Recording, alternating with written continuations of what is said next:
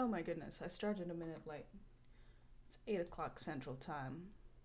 I was busy tweeting that I was going live on Twitch. So, hello and welcome. I'm going to be drawing some characters that my buddies rolled up. Last night we played the wonderful game, Super Spooky Supernatural Cruise Party, which is a hack of Grant Howitz's Honey Heist, another excellent game. You could get Super Spooky Supernatural Cruise Party on itch for the low price of $1 currently. So go to itch and get it. It's a great game. So we had a ton of fun playing that game last night. My buddies came up with some really excellent characters. I couldn't stop laughing as they were describing them. Hey Kat, welcome. Hopefully you were able to get some sleep. Yay! Yeah, I was so excited and just so delighted really to hear everybody's character concepts. So I was super excited to draw them. So a surprise Wednesday stream for that.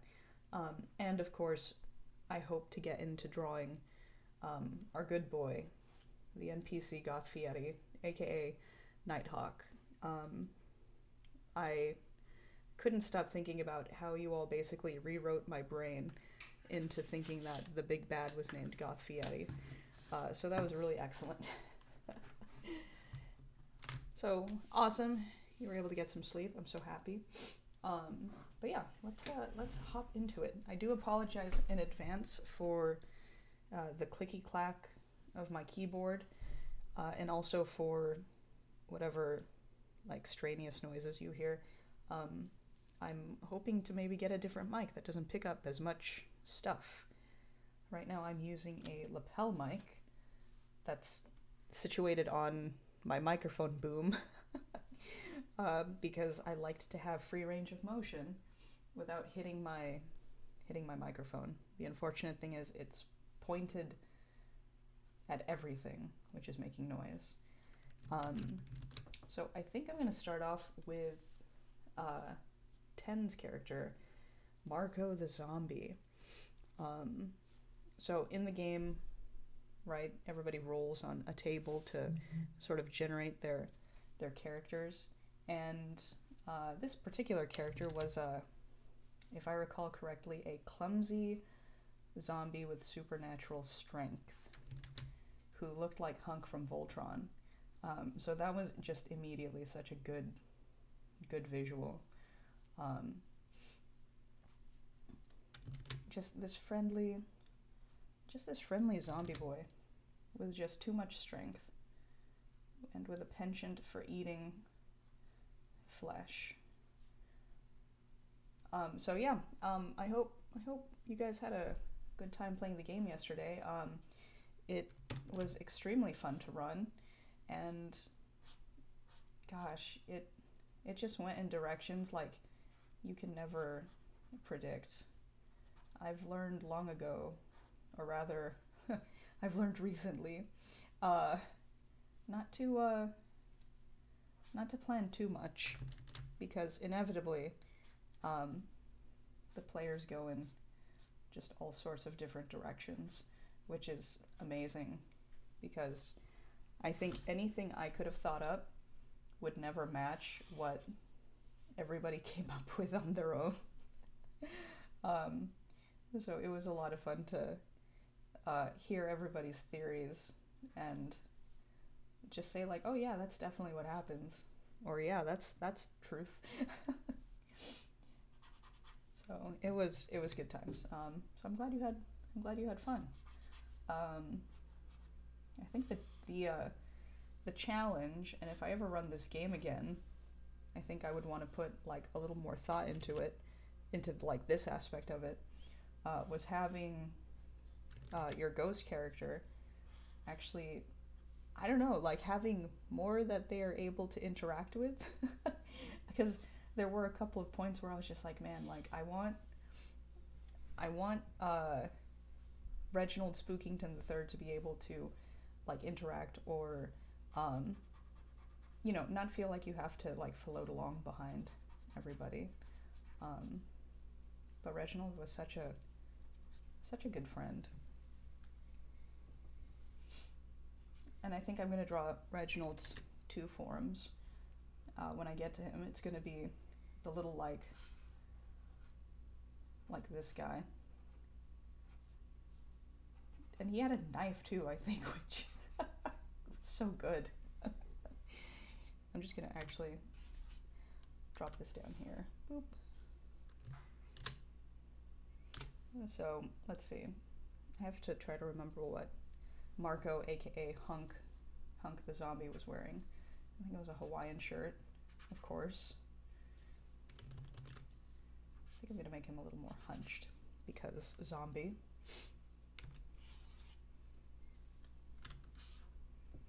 And also, I'm already doing the thing where I make the head too big because I refuse to do an underdrawing.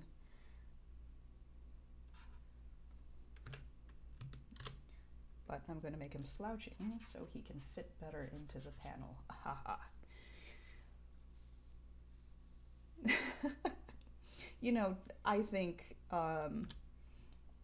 I think that's definitely something you can not be forgiven for, but it's like I would totally understand because I think lack of sleep, perhaps catching up. It was interesting. Yeah, it was definitely like an interesting, not mechanic, but like, I think there were some aspects of like the supernatural that we talked about just over the course of the game that were like, I'm a fan of the supernatural in that I used to watch like Ghost Hunters when I was doing work because it's like nice background, like they don't do anything. If you look away for 10 minutes, you haven't missed much. But yeah, like some of the stuff that we were describing, it's like, yeah, like, zombies can eat blood sausage and he's both translucent and incorporeal. Yeah, I think we all did a little bit of that. Yeah, there was one bit, and I'm trying to recall which bit it was specifically. I did the exact same thing, and everybody glommed onto that idea, and I was like, oh, yes, oops, my bad. Yeah, one thing I was thinking about was that in the game, part of the prompt is you're all headed for the Bermuda Triangle, and I think I did talk about, yeah, like the cruise ship is going to be headed to the Bermuda Triangle. Unfortunately, due to our time constraints, we never actually got there. So I was like, man. So it's okay. I think there's a little bit of that, I think, in every game. And part of the fun is just trying to figure out how do you get around it.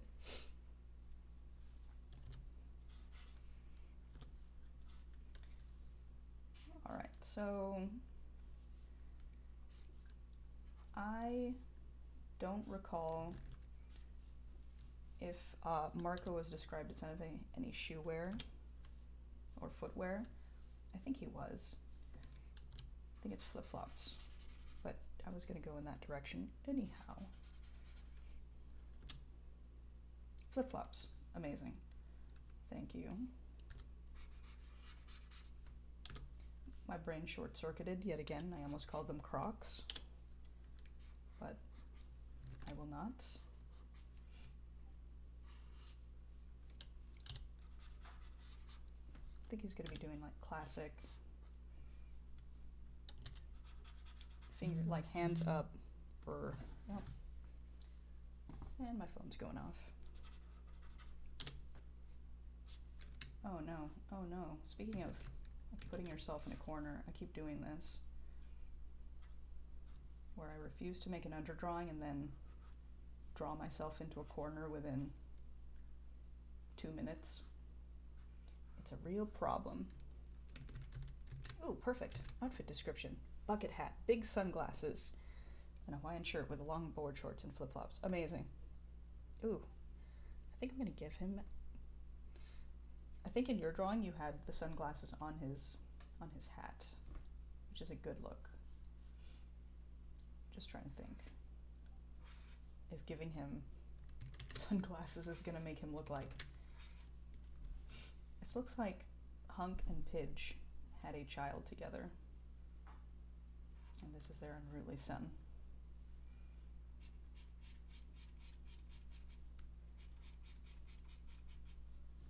Let's see. Oop.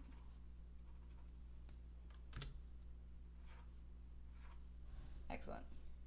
This kind of looks like he's got bug eyes, so I think I'm going to...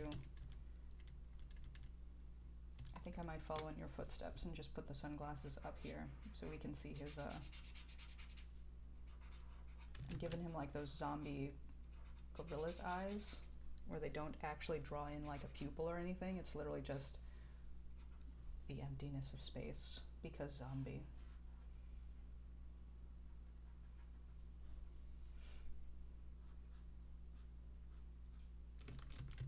But yeah, there was, speaking of like supernatural lore, there was a point where the group was asking questions of, oh no, or the group was asking questions of the son. Oh gosh, I'm blanking. What did I call him? Tanis. And it was like, what's it like being a half vampire? And I was like, oh gosh, let me think of some possible side effects to being a half vampire. So that was definitely not like pre-written. That was me just kind of pulling it out of thin air. But yeah, your comparison to Tanis' Marshall Lee was very good. I was like, yes, perfect. That was it exactly. Got it in one. All right, so we've got the big Hawaiian shirt. We've got, I don't know, what was he eating? A blood sausage? Hey!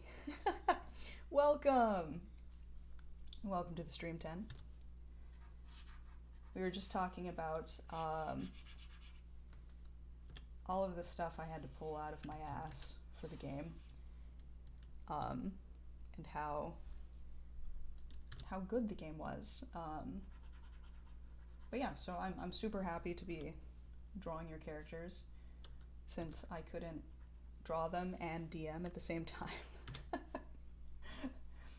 That's the one thing I will say about being a player in the D&D campaign is, like, I'm paying attention, but I've had a lifetime to practice drawing while paying attention to stuff.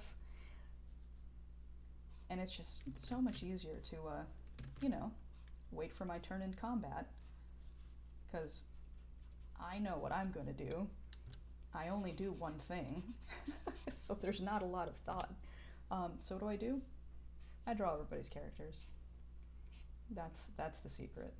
I don't get them done fast. I'm just drawing the whole time.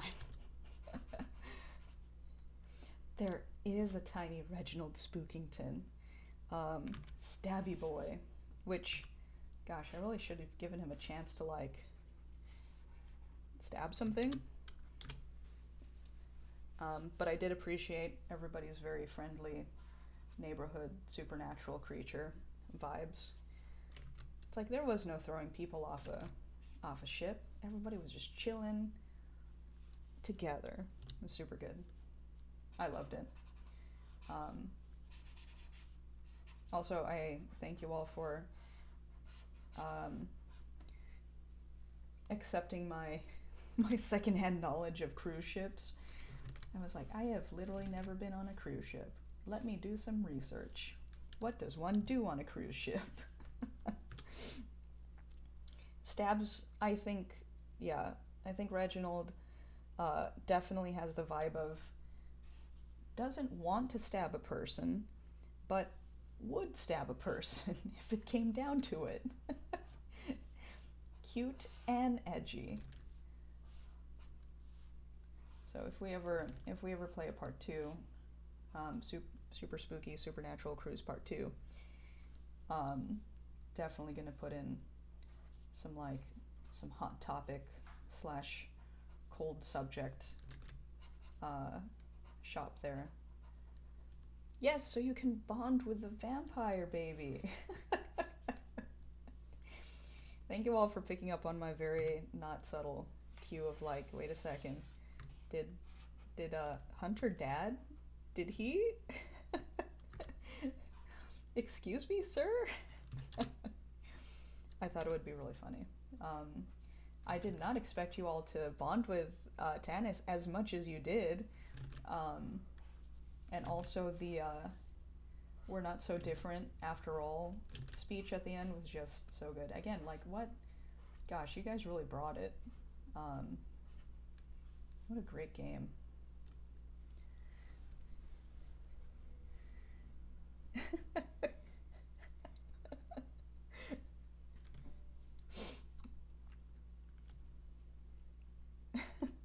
I tried.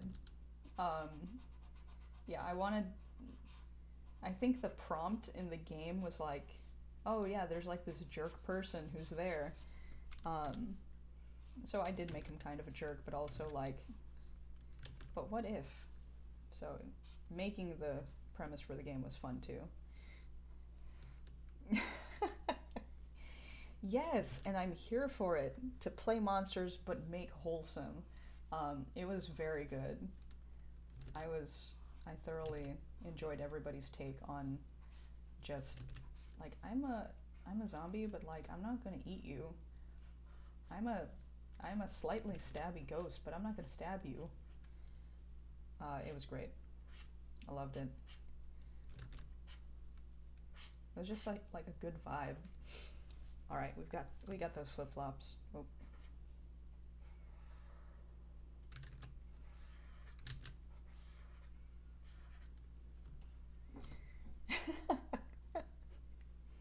I will say this: I felt very bad when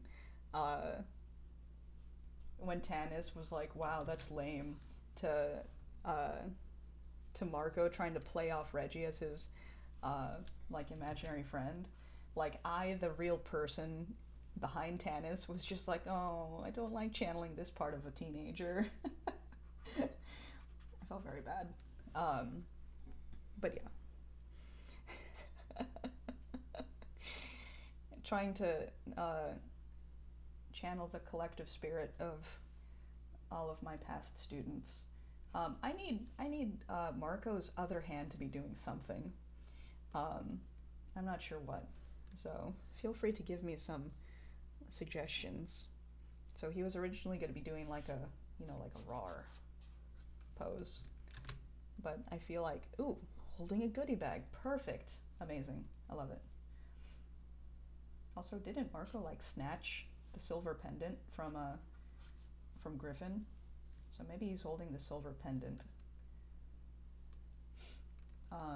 What should the silver pendant be? I don't think I actually really described it. Just said like, oh, there's something silver in here. Whoopsie doodle. How make hands? How make hands holding thing?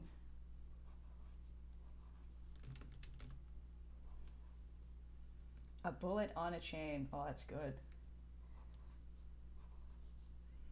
Yeah, the fun of making this, of like playing this game, was A, channeling sullen teenagers, and B, just making like the most edgy, on purpose, like trying so hard people. It's just such a good vibe. I love tryhards. I love like edgelords that are just like big doofuses. A bullet on a chain, a Nighthawk logo, and a bullet on a chain. Yes. Oh gosh. So we're gonna say, what did we say it was? The Society of Supernatural Hunters. No, the Supernatural Hunters Foundation. So Supernatural Hunters Foundation. Schiff. That seems about right.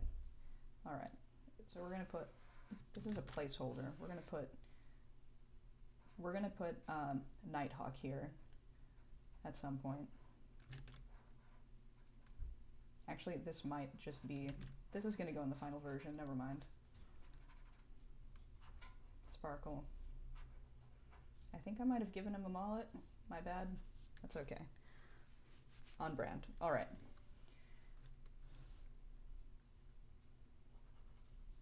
I'm trying to think.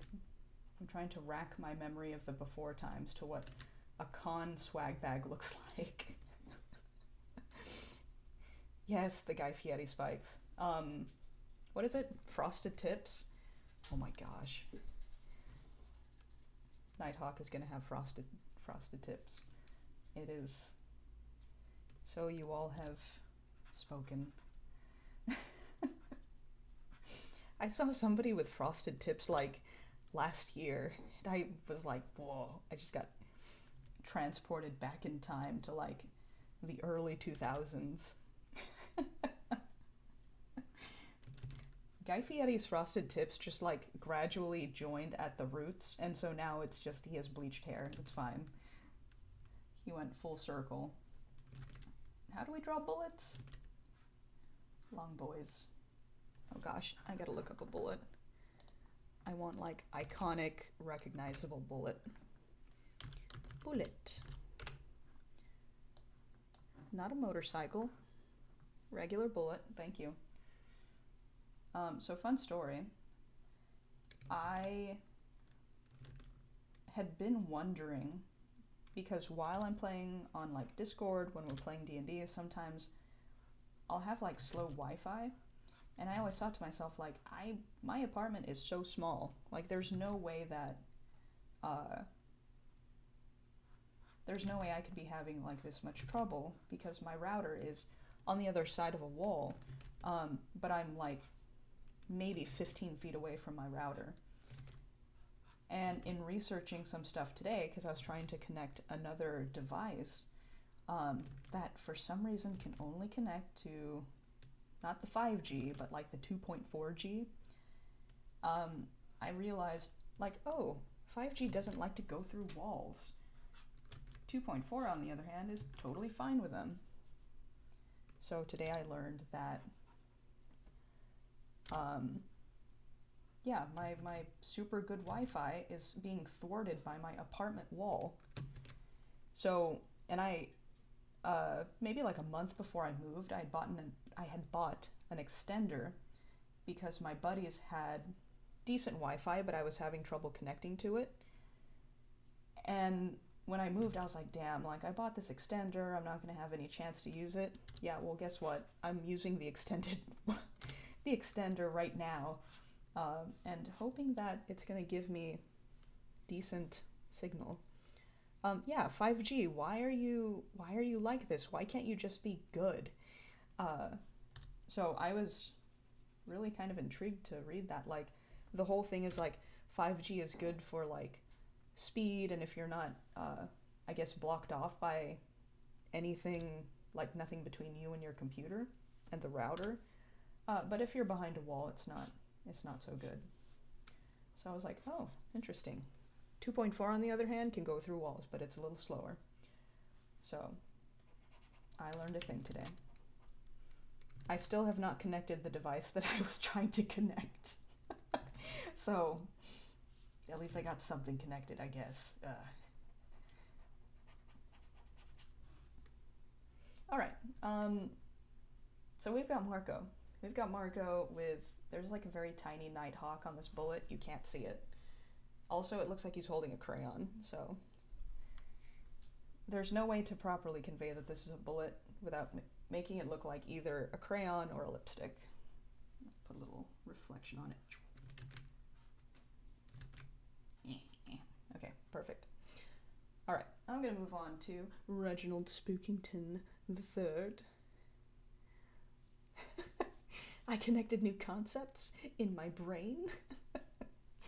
Yeah, my neurons were just like, whoa, you need to slow your roll. We are not open to absorbing new information in this way. You're not in a class.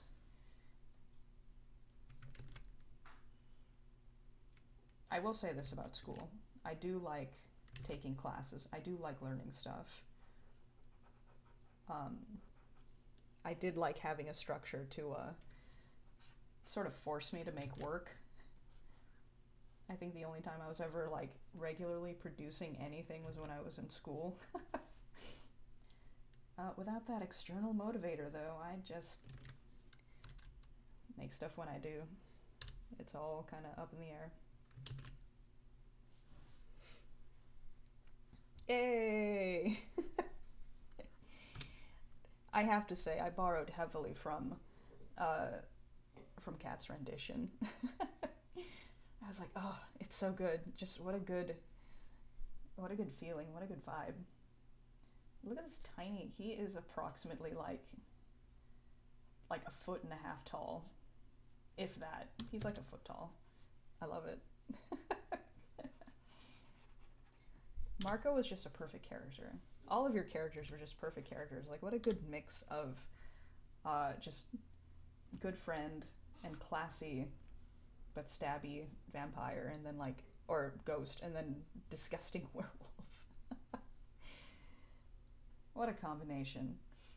Okay, so if I recall, the Discord, there was like a picture of a fancy gentleman in the Discord, and a fancy cat, winking cat, which was very good. So we're gonna have Reggie's tiny ghost form, and then his corporeal form, which the top hat is perhaps not going to make it into the the final cut. I'll make top hat. So feet are my Achilles heel, no pun intended. Hats are my Achilles heel. Basically anything that's like not the face or the body is my Achilles heel. Okay, well, I'll move on to that later.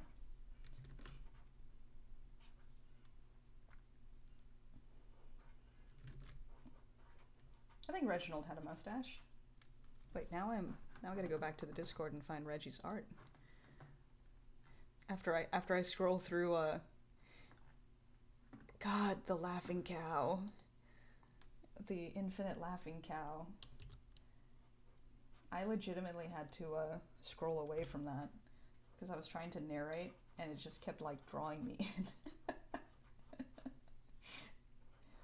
I'm looking forward to drawing the laughing cow Hawaiian shirt. Okay, yes, that's right. So Ghost Reggie, no mustache. Human Reggie, definitely. Monocle? Monocle on human Reggie? Oop. Fancy handlebar mustache. Nope.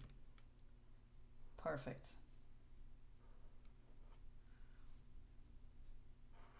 Monocle. Oh my god. He just became like 2,000 times more fancy. And he's just gonna have this, just this vibe.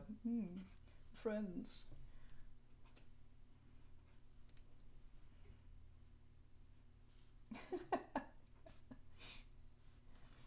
What was the food? Yorkshire pudding? I feel like I'm gonna have him just holding the Yorkshire pudding. Not even like ingesting it. Toad in a hole. Excellent. Yeah, this is me just learning things 2 days in a row, and my brain just losing its mind because it's just like, toad in a hole, what's that? Look it up. Learn a new thing. Alright. Toad in the hole. Blood sausage. Amazing. Alright. Suit jacket. No, waistcoat? Jacket with tails. Yes.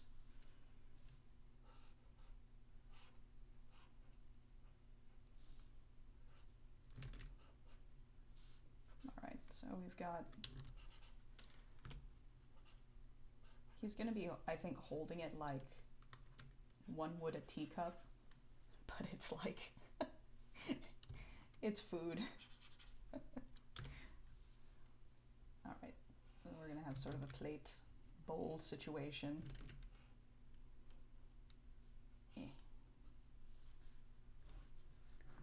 Such a gentle fellow.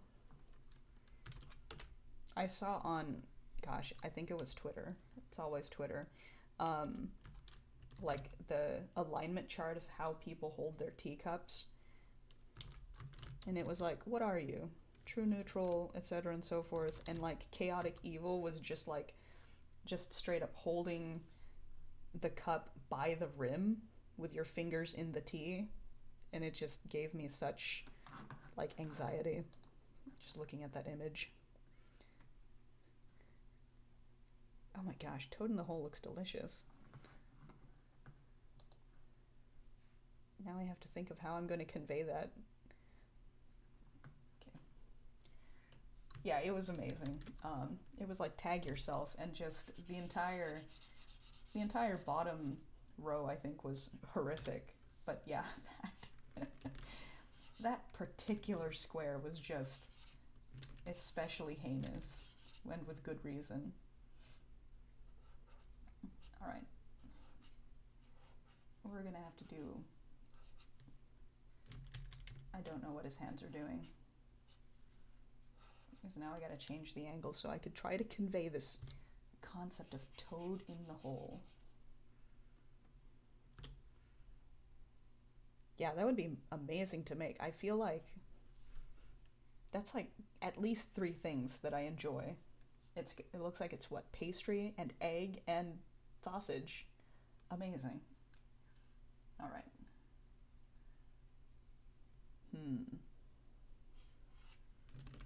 Okay, so there's like a pastry thing, right? And then just like, there's just like little sausage boys just chilling in it.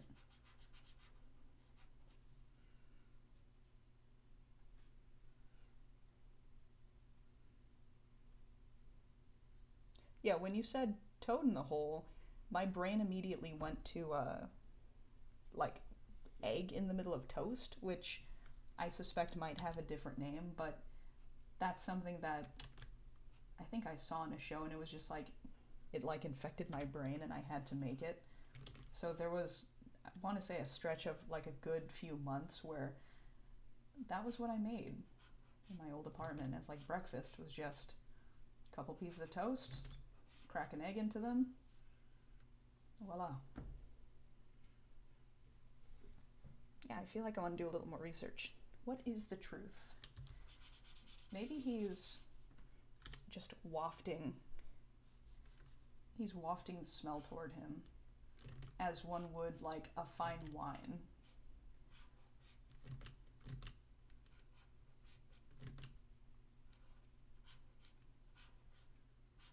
He's like, yes, a delicious bouquet of smoked meats, fresh egg,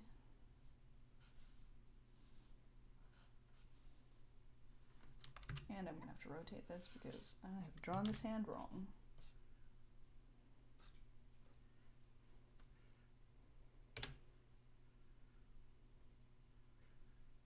Pirate Eyes is a good name, and I can never make 2 of these now without just being spooked by that.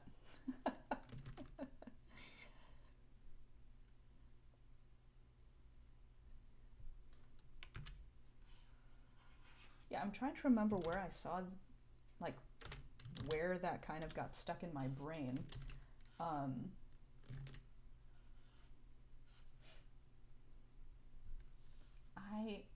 I can't quite remember. Oh, you know what it was? I think I had watched like V for Vendetta, and that's one of the things that's like the thing that V makes. And I was like, oh, that seems like really cool.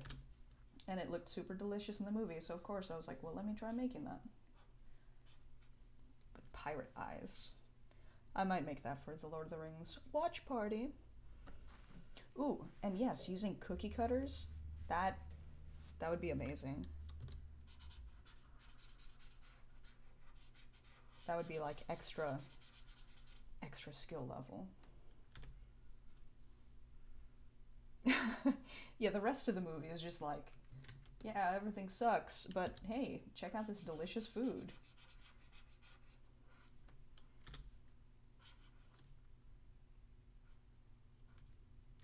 Yeah, that was an interesting movie. Pirate Eyes for second breakfast, which without context just sounds horrific. just hardcore. This is Marco on the cruise ship saying pirate eyes for breakfast, and everybody's just like, oh. He's like, oh no, it's not what you think. Okay.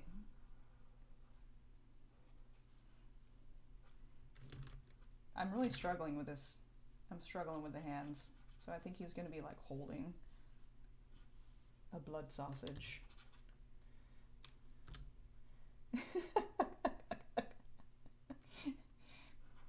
And they're like, oh, everybody's like, oh, he means, toad in the hole or whatever. But then everybody turns away and it's like, no. Just pops them like grapes.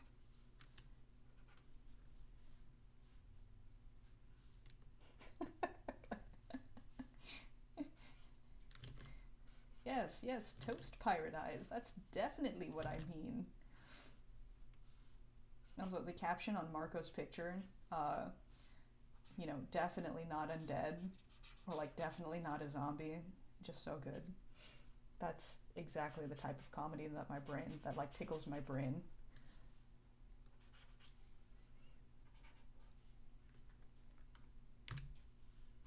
Alright, we're gonna have to do a quick resize.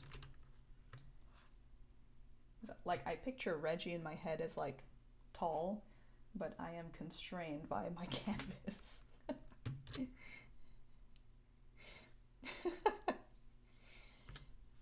Did you ever see that, like, there's this whole like gag you can do with like kids or whatever? It's in like every kid's book imaginable, where it's like, oh, if you peel grapes and like stick them in a bowl and have kids, have your friends touch it, it feels like just eyes, just regular eyes in a bowl.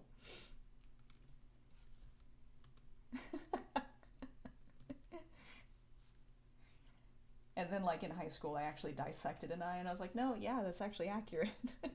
Grape eyes and spaghetti brains. Yes, so good.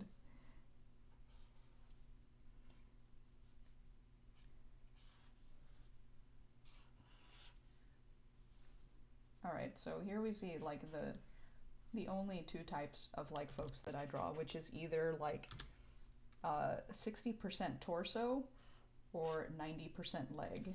There is no in between. And I usually don't... I'm not aware of this until the drawing is actually finished.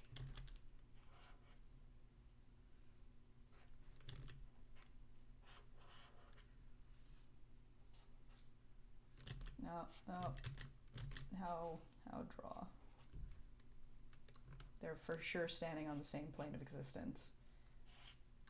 I should have just made him floating. Just kicked his legs back and just had enough room for more legs. Alright. Let's give him his tails that are absolutely flowing in a ethereal breeze. A ghostly breeze.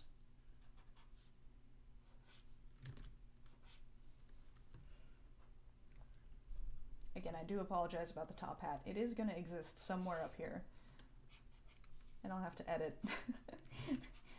I'll have to edit my canvas later to make it actually, to make it fit. Top hat. There we go. Yep.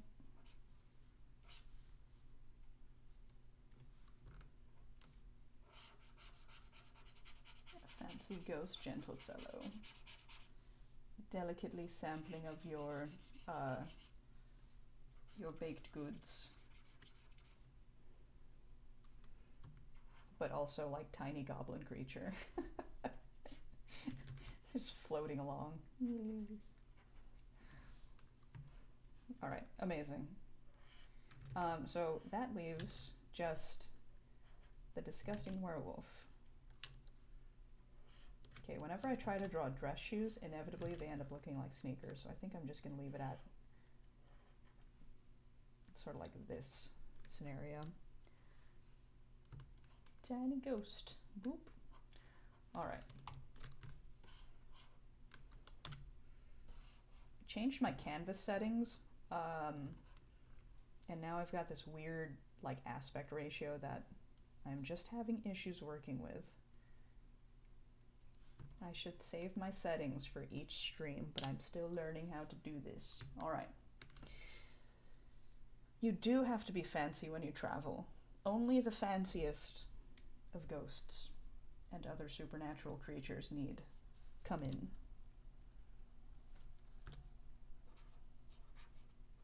Swim trunks or board shorts have got to have a little tie. All right. So we're going to round off the trio with Griffin Shang, disgusting werewolf, with unkempt beard and Hawaiian shirt. All right. So I think I'm going to go ahead and draw Griffin as like sort of half transformed werewolf, which was kind of how I think I pictured him going about his business on the ship. But wait, he had a cowboy hat, didn't he? Oh gosh. So he described him as looking like a chow chow, wearing a cowboy hat. So this is gonna be, oh boy, let's strap in. I have to look up how to draw cowboy hat. So here we've got hats in increasing difficulty too, which is kind of why I saved Griffin for last. Bucket hat, no problem. It's just a cylinder. Top hat, also just a cylinder, but how does the brim work? A cowboy hat, it is mysterious. I have no idea how cowboy hats work. So I have no idea how this is going to turn out. I think I'm going to have to rough out an actual shape here. He's from Oregon. What? Oh, also, hey Dave. Welcome. Perfect timing. We were just talking about your character and how much I'm going to struggle drawing this cowboy hat. You were lurking. I actually don't have, I'm sure there's some sort of like window I can have open that says like who's watching. For now, all I have open is the chat, so you are welcome to lurk and I will be none the wiser. He picked it up after a semester in Texas. Wow. Really embraced the culture after just one semester. All right, a burly, fluffy, fake Texan werewolf in a cowboy hat who likes to party and bar hop. There's so much character in that sentence alone. It's so good.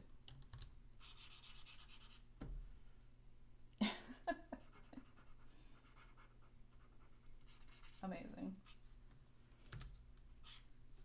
So one of my favorite things to do with my underdrawings is draw a shape and then discard everything that I drew as reference before that. Okay, great. Fake Texan, that's so good.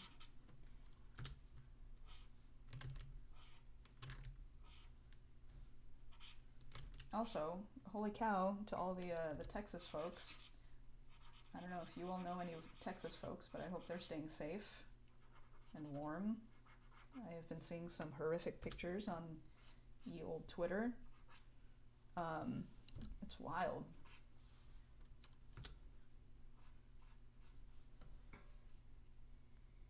All right, cowboy hat done. Now we gotta look up a chow chow. Chow chow with hat. My autocomplete has been listening to me.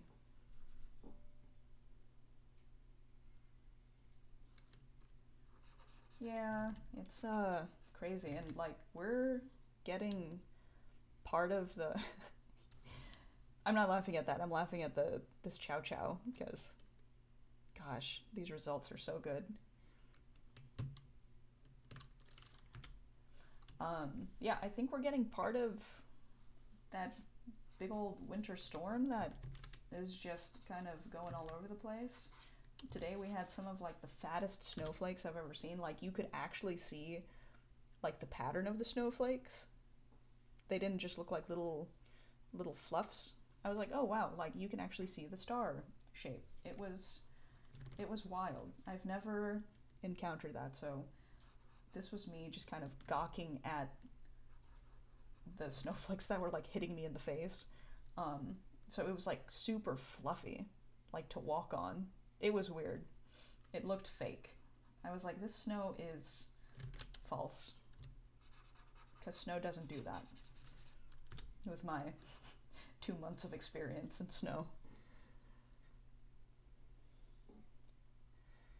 That's fair. Yeah, I have a buddy down there. Gotta reach out to them and see how they're holding up. 'Cause yeah, it doesn't seem great.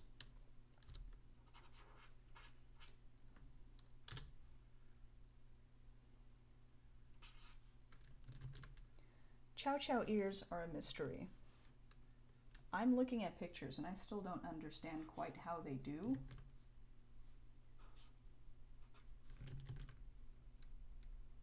So I think I'm just gonna stick them like back here. Griffin may end up looking like a bear, and I do apologize in advance. They are like fluffy bears.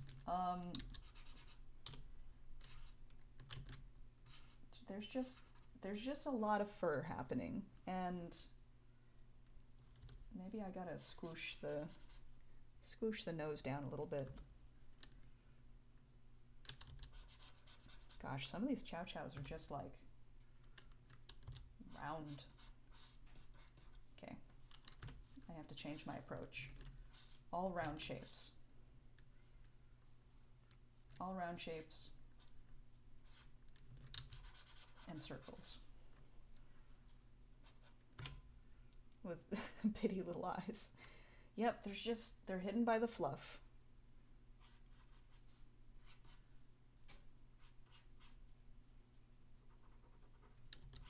Gosh, he looks like he's about 5,000 years old. I'm sorry, I'm going to correct that.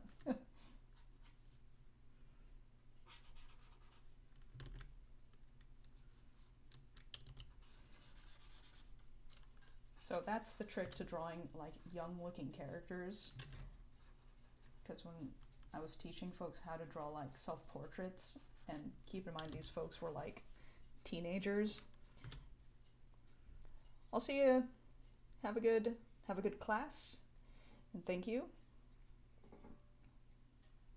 Have a good night. He chunked because he eats everyone's food. Yep, absolutely. But yeah, the secret, I think, to drawing young-looking characters is just don't draw any lines on their face. That's what's going to make them look old. All right.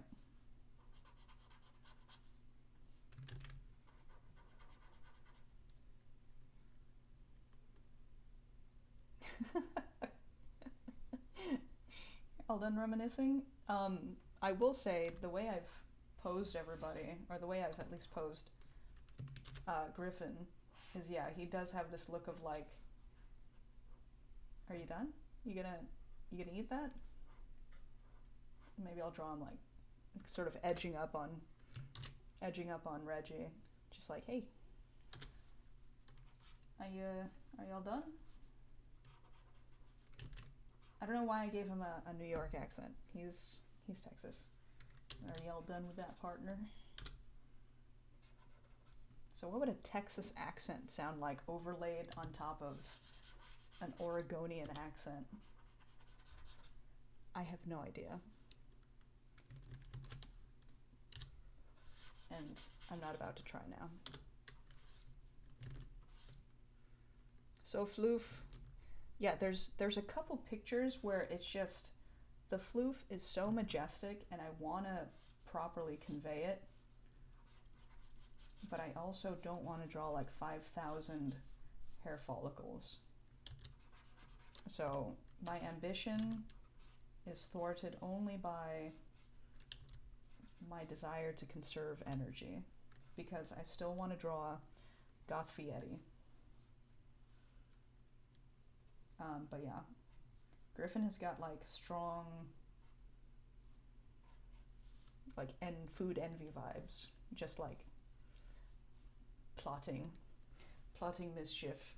All right. He also had he had a Baby Bell, the Infinite Baby Bell shirt. Thank you all again, once again, for just giving me so much to think about in the span of literally like 5 minutes, just in describing your characters. I was not prepared for the sheer level of chaos that ensued just from that. So thank you all in advance. Let me see. I'm going to scroll up a little bit and see what sort of clothing Griffin had. Fluffy Fake takes in a cowboy hat who likes to party and bar hop. Griffin got really into rodeos while in Texas. Yes, this was definitely an amazing, like, just everybody really leaning into their character. You can ditch the polo shirt. Well,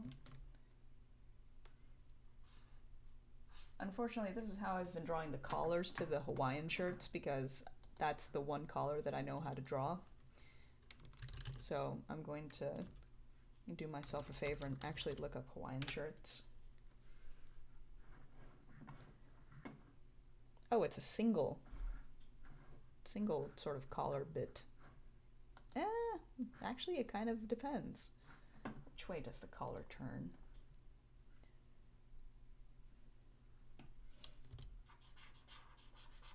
Well, he's got to be wearing the Infinite Baby Bell shirt, so I'm going to fix the collar.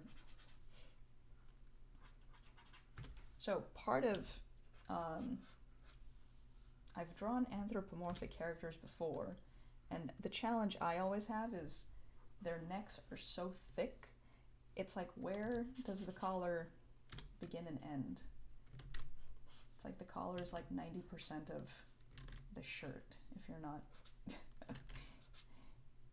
The proportions are very tricky. There's no real life precedent for this. All right. I think he's got to be holding a drink. So what kind of drink is he going to be holding? Everybody's holding something. I like having characters hold props, because that just adds on to an already challenging experience.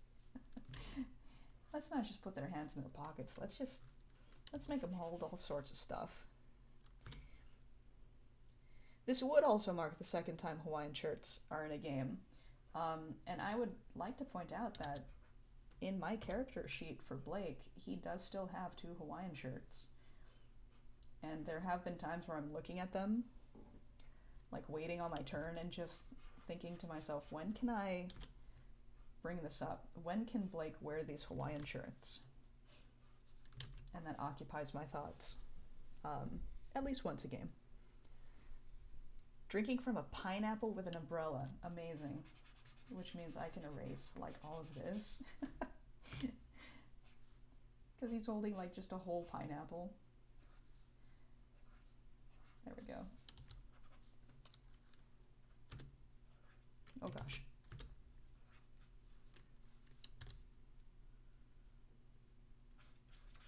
The special one shot. I'd be down. How do you draw a pineapple? How do you draw this mystery fruit? Definitely like that. Oh gosh, I've never drawn a pineapple. We have the Swole Bros run a restaurant. Huh. 4 pro wrestlers running a restaurant cannot go badly at all.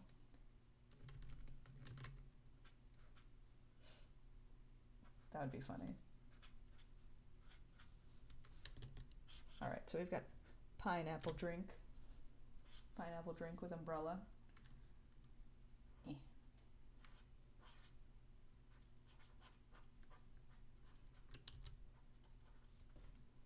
would definitely be down to have the Swole Bros run a restaurant, like a pop-up. Oh goodness, what a disaster that would be. A beautiful disaster.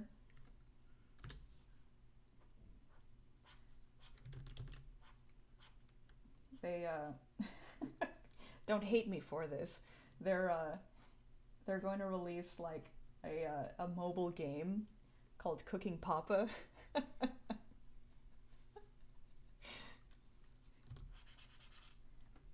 Which I think I did a mock-up for, like, a character of mine. It was just like, oh, like, this guy likes to cook.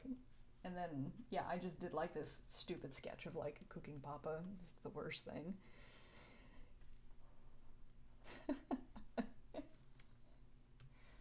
What else do you put on a fruit tropical drink? But yes, I like this idea of having our D&D characters run a restaurant. Very good. Top-notch idea. And straw. What about crazy straw? Oh gosh. Ah, there we go.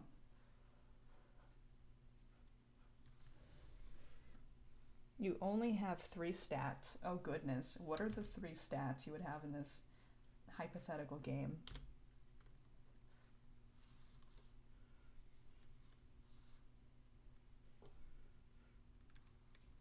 Oh, it could also be a cooking competition. Absolutely.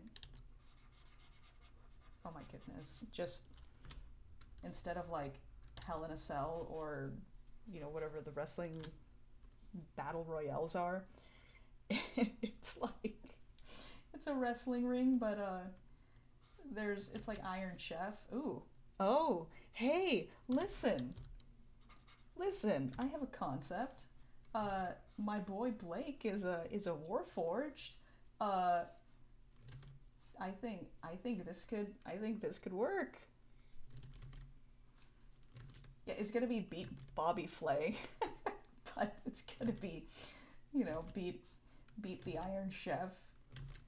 Blake is like, I have no cooking credentials.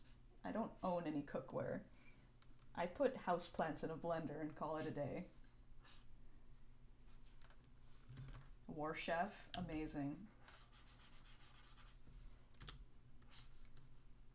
Actually, no, I think Blake would be very on board with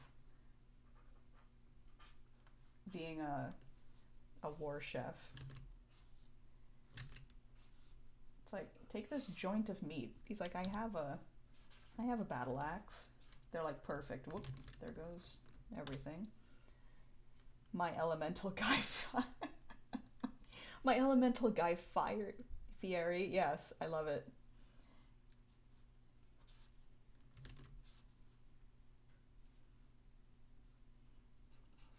This, I think we can, listen, I'm super down with this. I would just like the record to state that I am personally down with this.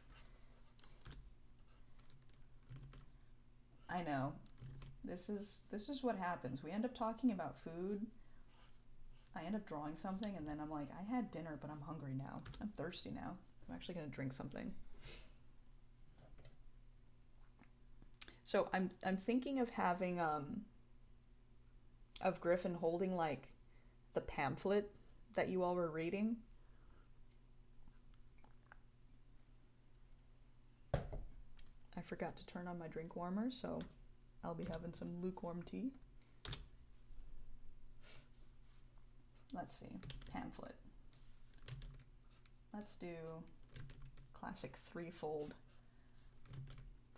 pamphlet. Is the pamphlet going to be shredded? It can be. Oh yeah, because wasn't Griffin like eating it or something? I'm devouring this knowledge. That was a good bit. That was amazing. Yeah, that was another part of the game that just, I hadn't really thought about Nighthawk the character other than like, oh, he's like a vampire hunter or whatever. And then I was like, well, what do we know about him? And I was like, oh god. All right, I'll put like a little. He took a nibble. He took a chomp out of. We'll say this is where Nighthawk's picture was. And they're just like, you know, the typical con schedule, like an Excel spreadsheet down here.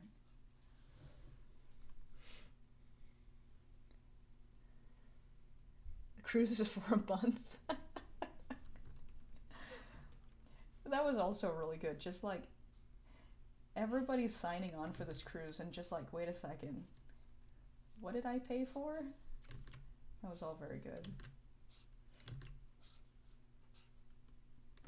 Everybody's reactions when it was like, oh yeah, welcome Supernatural Hunters Club. It was like, excuse me? This is a what? Okay, clearly I have not done my job, and I have not made Griffin floofy enough. I'm realizing now.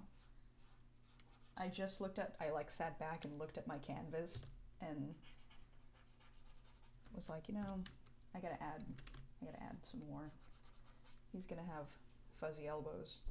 He looks like kind of a Berenstain Bears. He looks like a Berenstain Bears. So I'm gonna add the fine print in, which is just all of this border that's happening. That's all of the bit that you you all didn't read before embarking on this cruise.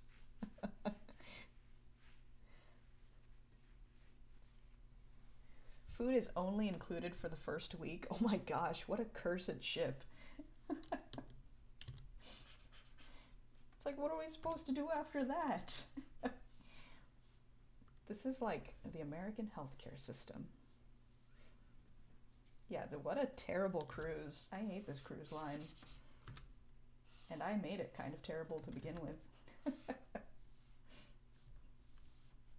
I think I'm gonna go. He's gonna have like, you know, those anthro legs. They have a name that I can't think of, but I know there's a term for them.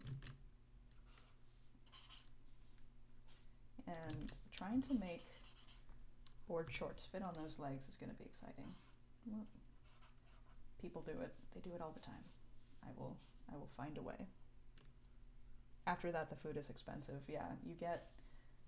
So the meal package pays for, like, basically the equivalent of a cheese sandwich and like a bottle of water.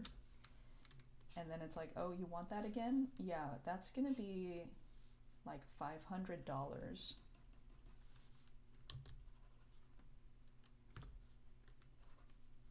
It's like a theater, but you're trapped there for a month. And you have to buy their crappy food, their crappy overpriced food. Oh, I gotta draw the laughing cow. Don't throw people off the boat. I'll throw myself out. Bye. Yeah, Griffin just like yeets himself off the side of the boat. Marco would be fine. Food's expensive? Not a problem. There's lots of people on this boat.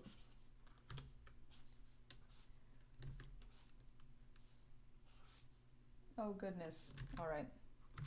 Griffin is gonna have to I'm gonna have to scale him down. Whoops. I sort of liked the proportion he was in relation to everybody else, but as is usual, I've run out of room for the legs. Again, my kryptonite. The common theme with me drawing on stream is me just showing off all of the things I want to get better at. Planning out my drawings so I don't run out of room, which is why all of my characters are either like long torso or long leg. It's not a design choice, it's just poor planning. Start with a captain, dang. You guys didn't even see the captain. You don't know who the captain is. Can Griffin be the shortest? Absolutely. He would be vying for that position with Reginald, who is the tiniest, but yeah, he could be the shortest. Just this little ball of fur. Thank you. No, cancel. I thank you for your appreciation of their just wonky proportions. Oh, baby. Actually, I think I like that idea of having him short. Now he's on a direct eye level with Reginald's food. So this is working out so perfectly. Amazing.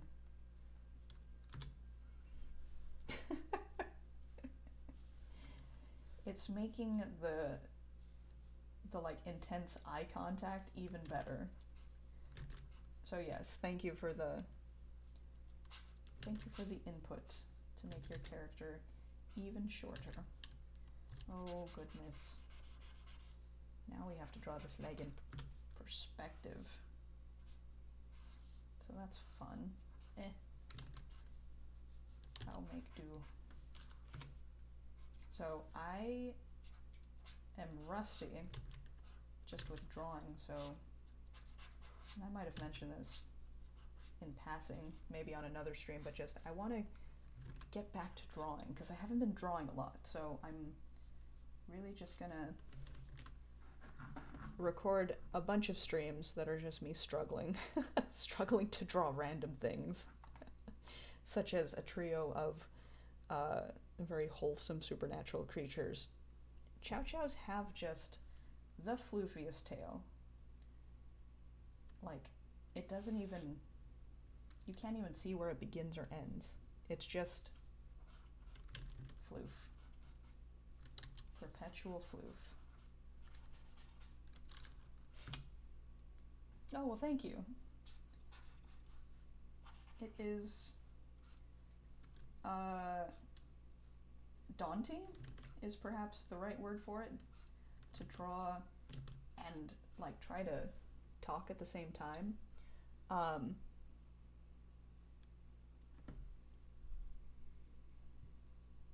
Oh yeah, definitely. Yeah, the whole streaming thing. I'm trying to get better about, not just popping on to Twitch and then just like tweeting about it. It's like, no, like you gotta let people know that you're doing the thing. So that's something that I'm trying to get better about too. But yeah, I will definitely put a link up in the Discord for y'all. I have been drawing Griffin for a while now. You can tell because now I'm starting to fall into the Texan vernacular. But I think that's Griffin. Oh, I gotta draw the laughing cow. I gotta look up the laughing cow. I clicked into my Discord and it was immediately greeted by Infinite Cow. So I'm going to be looking at that while I'm drawing, and oh god, it froze and it's just looking at me. I'm going to draw this cow very quickly because I'm uncomfortable with his eye contact.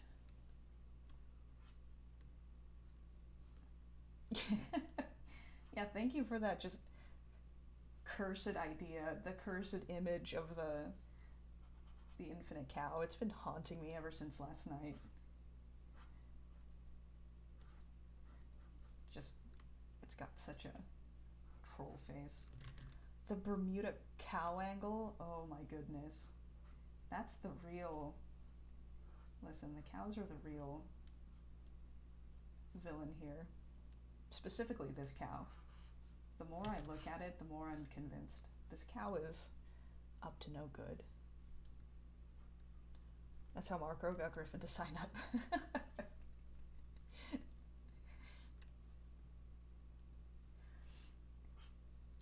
We're going to the Bermuda cow angle. Oh my goodness.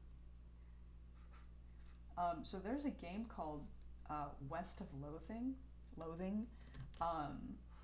and it's based off another game, but the premise of this whole game is it's like stick figures, and like there's this big cataclysmic event called the cows came home, or the cows coming home, and it's like just this is like a dystopian crapsack world after this horrible thing happened, and it's a great game. The writing in it is phenomenal, and it's just super fun to play. It's just a goofy but really well done game. Highly recommend it. West of Loathing. So yeah, the Bermuda cow angle feels definitely in that vibe. The Bermuda cow angle. Yeah, if you guys ever want to revisit this ship, this cruise, this like 3-year long cruise, we could visit the Bermuda cow angle. I hate how perfect that is. Alright, I did 3 cows and now I'm just cheating by drawing little bits of the cow. Alright. Oh, what pattern does Marco have on his shirt? The cows came home. Dun dun dun. They gosh. Thank you for the very good puns that I'm reading and laughing at. They moved it there. Yeah, you discover some finer print, the existence of which suggests there might be finest print that you have not read yet. Utter madness? Oh my gosh, disgusting. I hate it so much. And by hate it, I mean I'm a sucker for it. Utter madness. Yeah, the cow puns in that game are just, yeah, next level. There's a lot of, the graphics are terrible. Not even terrible, they're just stick figures. Like they put all their effort into the writing and the jokes and just the story. It's a great game. I don't know if it's on Steam. What do you need to roll to yeet yourself off the boat? That's a good question. I think that would just be the facade roll, because you're trying to avoid being found out / escape. Clearly, I know how to draw hibiscus flowers. They are classic flower shape with antennae in the middle.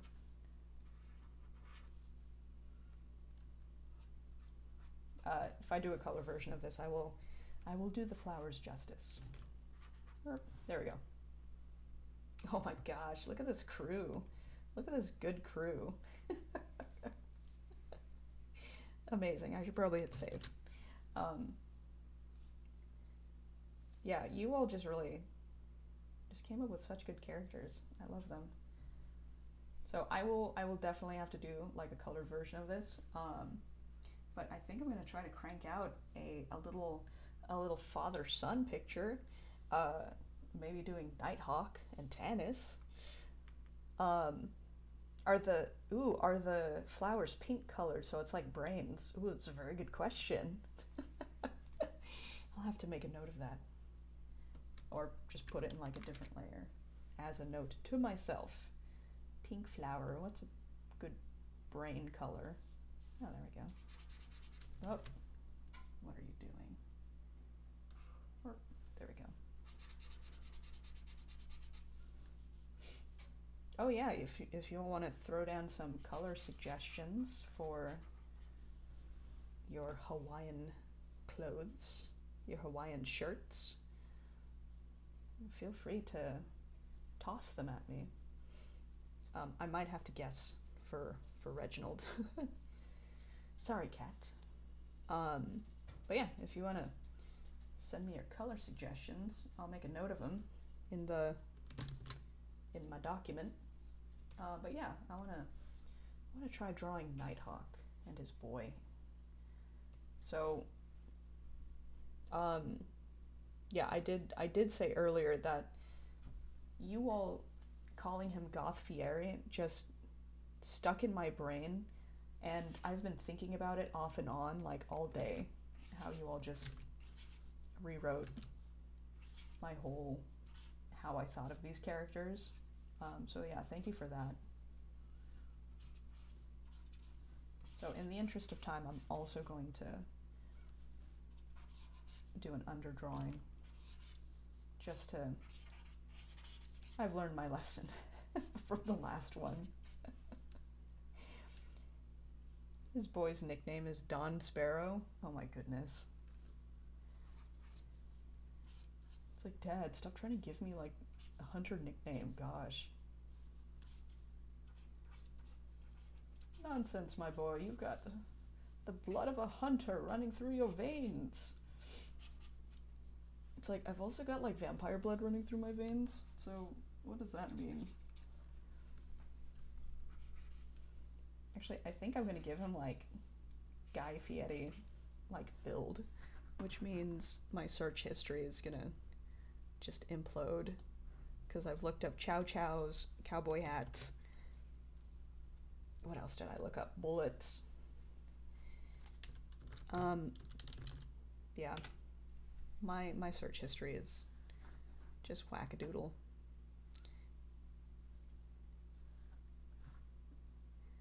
That's right. We did say we were gonna give the mayor of Monster Town frosted tips because, gosh, I need to see something like Guy Fieri.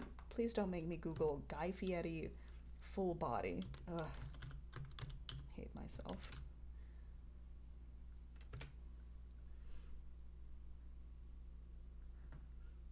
Okay.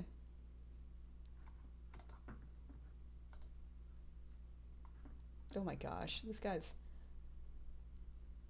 So, I was watching an interview.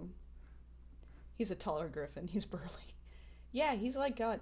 He looks like he could tackle you and just do some damage. He's solid. Okay, someone did a Guy Fieri Sailor Scout. Sailor Fieri. And I don't know how to feel about it. I might have to put that in the Discord so you all can suffer along with me.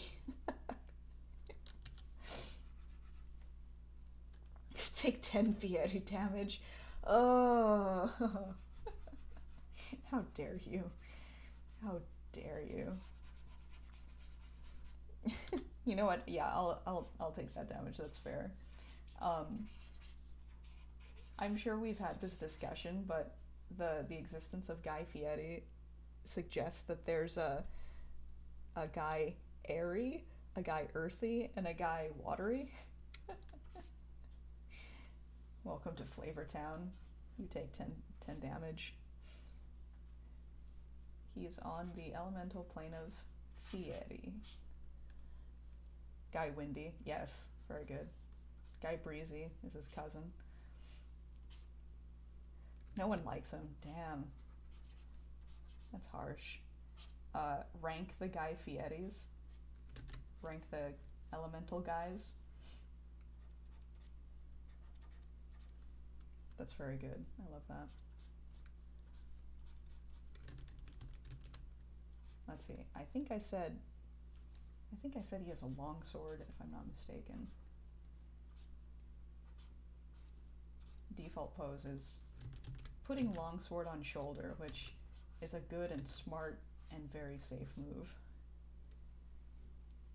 You're gonna pivot Swole into the Guy Fieri expanded universe? Amazing. Blake absolutely has a Guy Fieri poster in his room. That's canon. Elemental guys. 5 elemental guys and fries.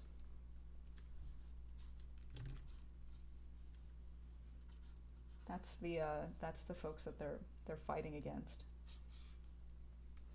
Oh my gosh. Renzo related to Guy Windy. That's so good. I love it so much. Blake is like, can you hook us up with those fries? Amazing. Yes, please. I'm not saying we have to play this game. I'm just saying I selfishly would like to play this game.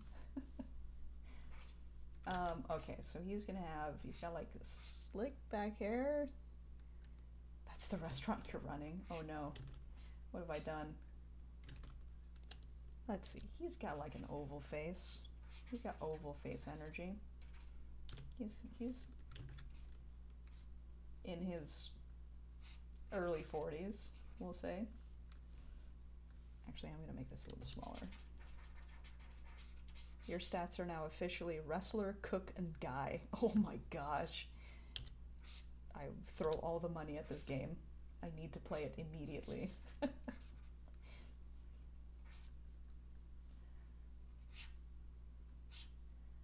So I did picture him as having slightly longer hair, but I think I'm going to give him like the Gladio, where it's longer on top and just, or it's shorter on top and then longer in back. Gosh, I need to draw these stats now. I want to see this character sheet. Welcome to my world. This is why I stopped doing notes. Because everything the players come up with is just like amazing, and it's like, you know what, we go with that. Like in last night's game, I was like, nothing I could have written would have topped whatever you all came up with.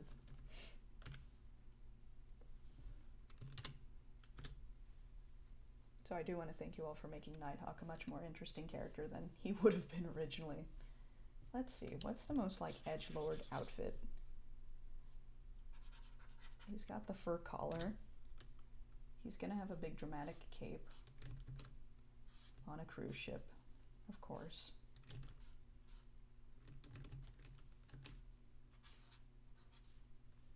A chain on his wallet. Yes. Wait a second, this guy just grew up in the... He's just a Hot Topic kid. Which is true. Random zippers, oh my god, yes. So he's got like Hot Topic meets Kingdom Hearts energy. It's so good. Goth Topic. Ugh. I take 10 Guy Fieri points of damage. I can draw 2 same-size circles. I really can. It may not look like it, but I can. Alright, so... Oh my goodness, you know what? He's gonna have... Yeah, it's just gonna be like chains. Chains, zippers, and...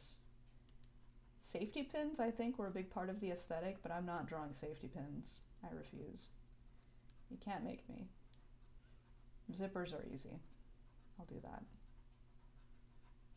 Fishnet. Oh gosh.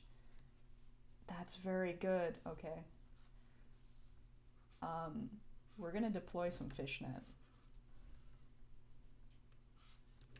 He's gonna have those studded belts. So like, this is like a standard size belt. Regular belt.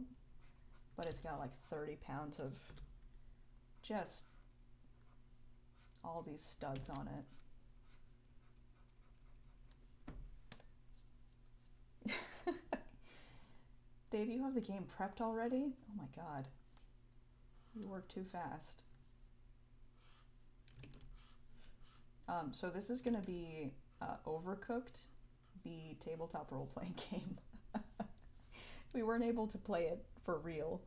So we're going to be playing its RPG equivalent. Welcome to Flavortown. Amazing. Have you all seen the meme where it's like the classic cover of D&D, but it's Dungeons and Dragons and Diners and Drives, and it's called Escape from Flavortown, and it's got like Guy Fieri as like a dragon on it. It's so good.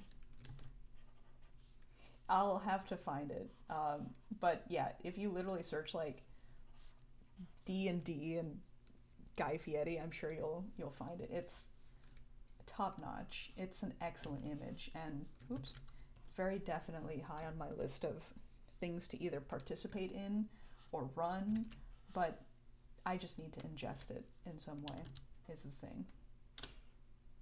Okay.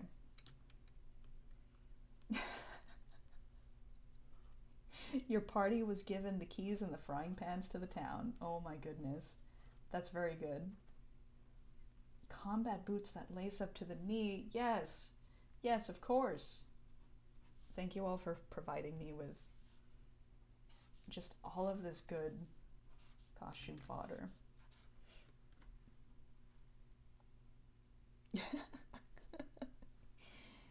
This is the Food Network equivalent of the king calling you into his private audience chambers, and it's like, brave adventurers, I have a quest for you. Except it's Guy Fieri, and he's in his red sports car, and he's like, I'm about to embark on a grand quest myself, to find America's best diners, drive-ins, and dives. Meanwhile, you all have to take care of Flavortown. Can he have black manicured nails? Yes. Which, you know what that means. He's gotta have fingerless gloves. Wah wah. So, originally he was gonna have a clenched hand, but in order to show off both his fingerless gloves and his manicured nails, his hands are gonna be doing like this. And he'll be holding like, I don't know, his book. This did not come up in game, but he is a published author. My Life as a Vampire Hunter. Which is actually probably a really touching story of how he met his wife, the love of his life, and had a wonderful son. Tanis thinks it's incredibly cheesy.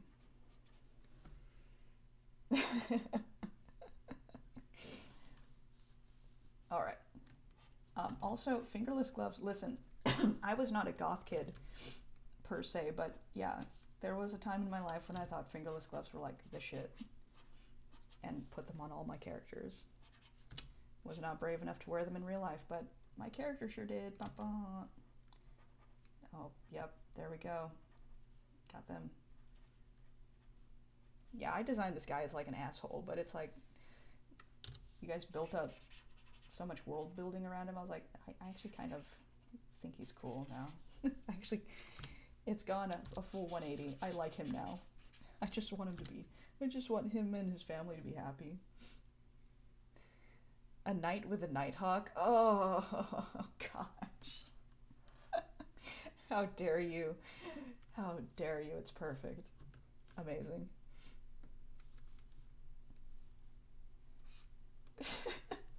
A misunderstood dad who's trying to cling to his prime. Yes.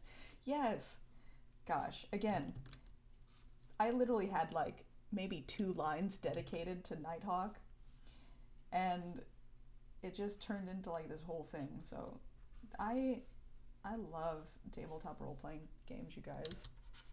I was thinking about this when I was driving home, which granted wasn't a long time because it takes me 4 minutes to get from here to my work. But yeah, I was just randomly thinking about it, like, man, I just loved how random characters get turned into something completely other than what I had expected or planned. He jams to all those bands, but when no one is listening, he listens to Dave Matthews Band. Yep, just big dad energy. Listen, I listen to dad rock, so I feel Nighthawk, like, on a visceral level. Alright, oh yeah, I'm gonna finish up these combat boots. Oh, okay, so he's facing like this. Nighthawk does work out. Yeah, he's still like pretty jacked, but yeah, like Guy Fieri, he's He's just thick. It's all good. Works out to Dave Matthews Band. Yes, a good addition. Special clarification. Nighthawk works out to dad rock.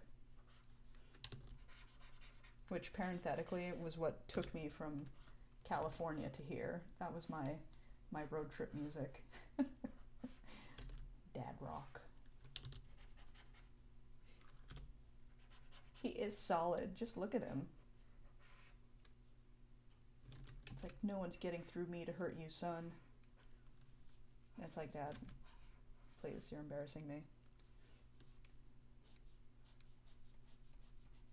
Okay, let me just draw about 45,000 laces.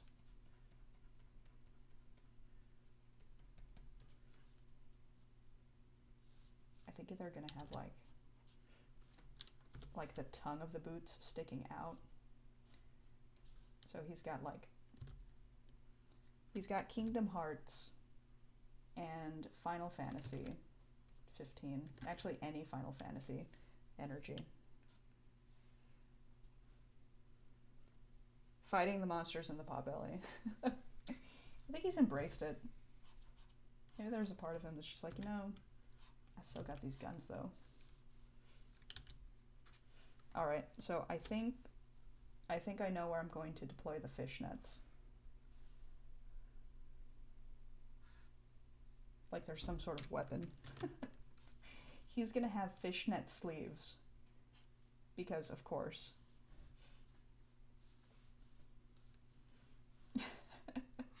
He is on a cruise ship. He knew that wearing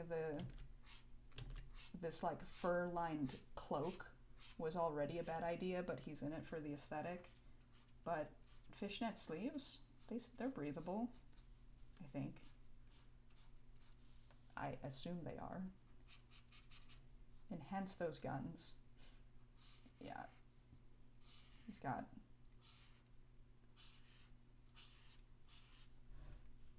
like sick fishnet sleeves. He's probably got a tattoo, like a faded tattoo. I don't know of what. But that's also probably visible. Interesting sunburns. Yeah, when he turns in for the day, he just has tiny little crisscrossing pale lines. Mama. Yep, he's definitely got a mama tattoo.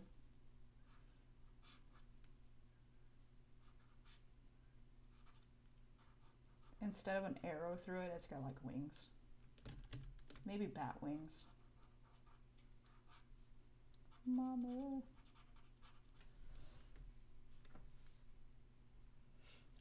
I think that character design by committee is my new favorite pastime.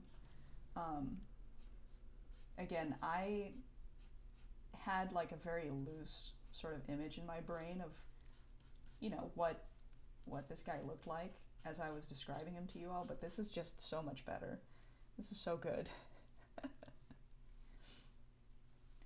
What other music besides Dave Matthews qualifies as dad rock?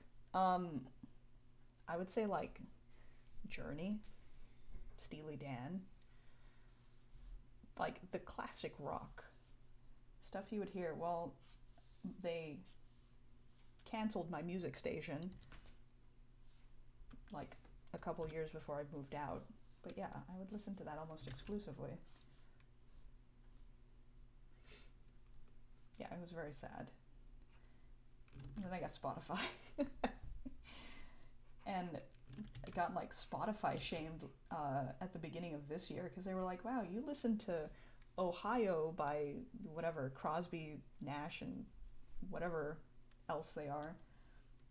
Because I listened to it, I think I was driving and I just wanted to listen to that song exclusively, so I just like put it on loop, and it was like, you played it like 80 times. And I was like, that's because I was driving 1,600 miles.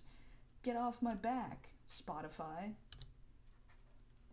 So there was that trend on Twitter where everybody was like, yeah, Spotify just called me out for like listening to the same song 3,000 times. I was like, yeah, same.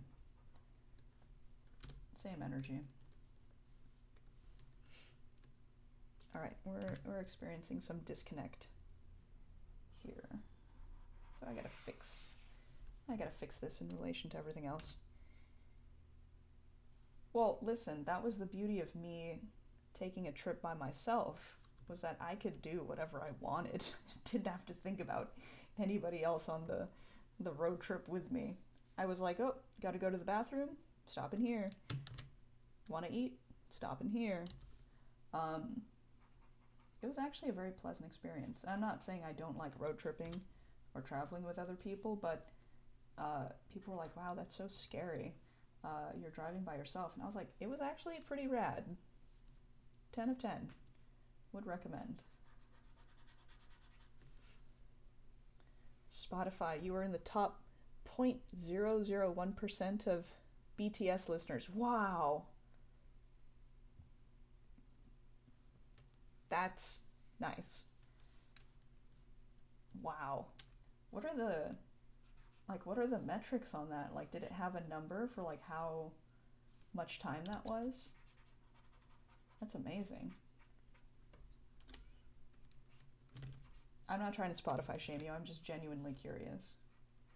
I have aired out my Spotify misdeeds. Nice.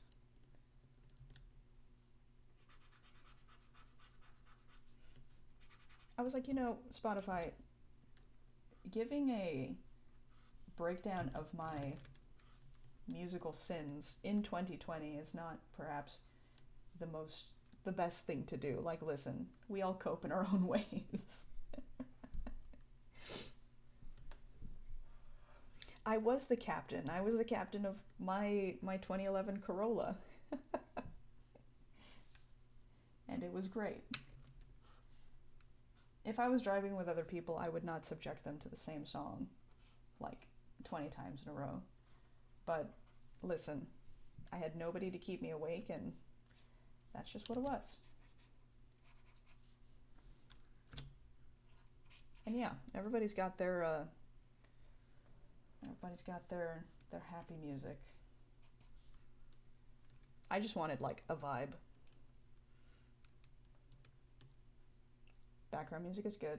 Once you find the perfect background music, it's like you just stick with it. It's like finding a random mix on YouTube. Okay, I'm zooming in. I'm breaking my own rule.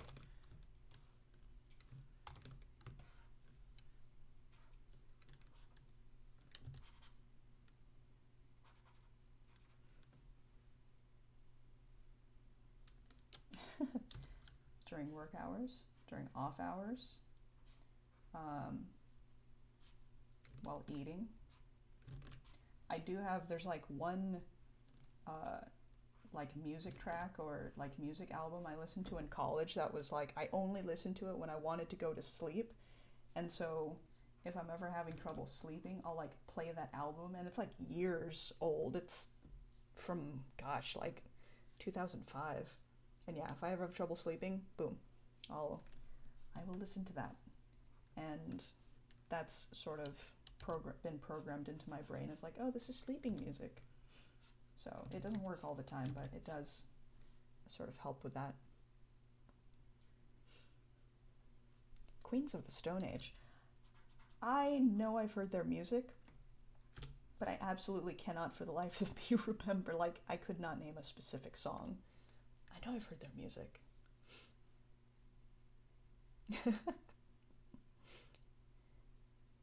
Yes. Yeah, I'm a big believer in like matching music to like the vibe of whatever you're feeling or whatever you're doing. And yeah, I just wanted like desert music or driving past empty cornfield music. I did listen to Horse with No Name while going through the desert, because it talks specifically about going through the desert. A game called Brutal Legend. I don't think so. Nighthawk is going to have a big shit-eating grin on his face. Also probably some... What does Guy Fieri have? He's got a goatee, but a very specifically styled goatee. Alright.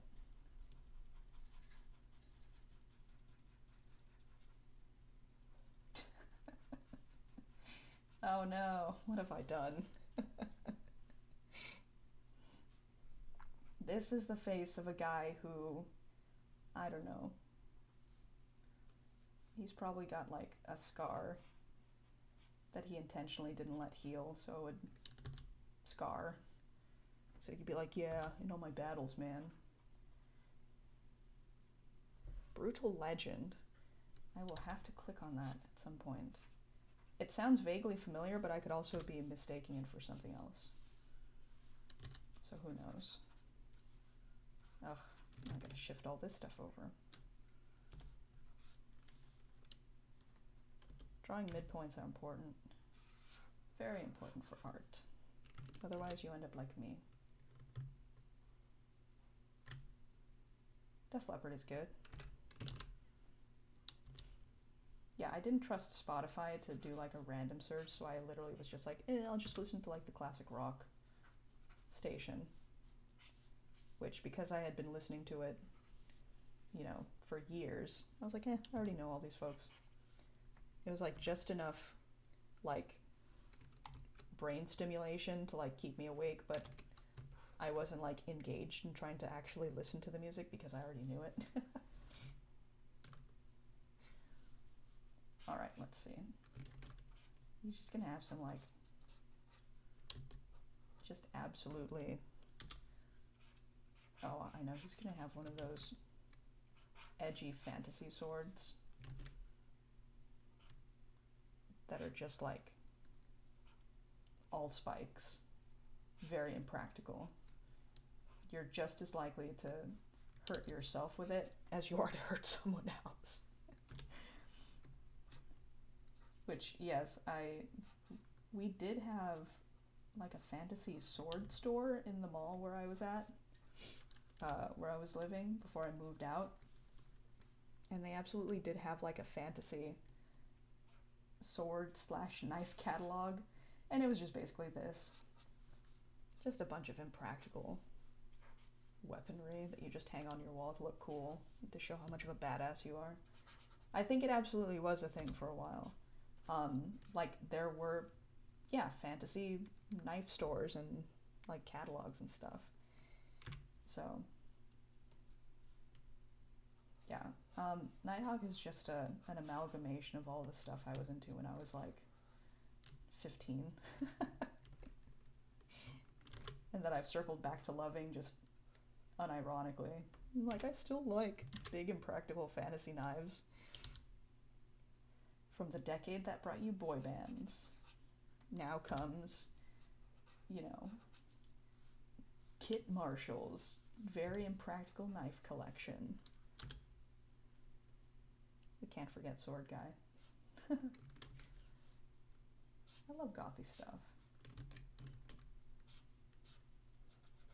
I'm like, listen, if there's one color that like everybody universally looks good in, it's like black. Goes with everything. It's classic. My parents used to get on my case for always wearing black, and I'm like, but it just takes all of the thinking and guesswork out of building an ensemble for the day. I hate building ensembles. I just want to throw on some clothes and go. And if everything I wear is black, or most of it's black, then guess what? Almost no matter anything I grab, it's all gonna match.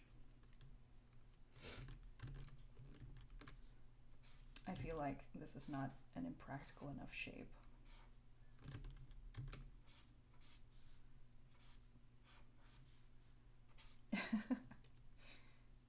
Had a uniform. Oh no. I was lucky enough to not have a uniform. In my high school. High school, right? There was talk, because it was a private school, of going to uniforms for the high schoolers, but I escaped before, or graduated before that became a thing. Preschool to high school, dang. Yeah, uniforms are not, they're not great.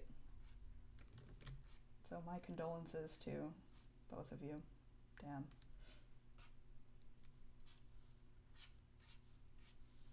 Okay, I'm not sure what this sword is, but it's Nighthawk's sword. Preschool to high school is a long time to have a uniform. Yes, it is Goth Fietti time. Welcome back. Yay! So we've got Goth Fietti, and I have, well, everybody's basically been contributing to his design, so all of this stuff is a result of just all of the suggestions pouring in. I decided none of this. I was just the vessel to draw it. I've heard tell, because I think, I have relatives who are like, oh yeah, we had to wear uniforms and stuff, and that sucks. My aunt went to Catholic school, and she had to wear uniforms. And I'm just like, dang. And then I taught at a school that had to wear uniforms, and it was always like, personally I don't agree with it, or personally I don't care, but professionally I have to, sort of uphold the standard. Yeah, uniforms they're not great. They're just, let folks wear clothes and express themselves. Yeah, because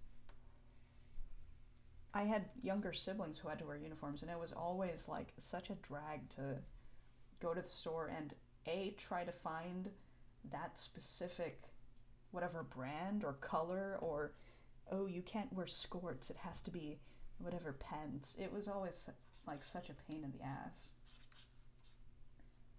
So yeah. Well, hey, here's to being adults not having to wear uniforms. Except I wear one for work, but that's fine because I get to wear jeans every day. They told us we couldn't, but I wear black jeans, and they have not said anything to me. So the defense is just being a good worker, and they let me get away with stuff. Black jeans are a gift. If I were an anime character, and on my character design sheet, my default outfit would just be black jeans. All right. Yes. So we've got Tannis in the works.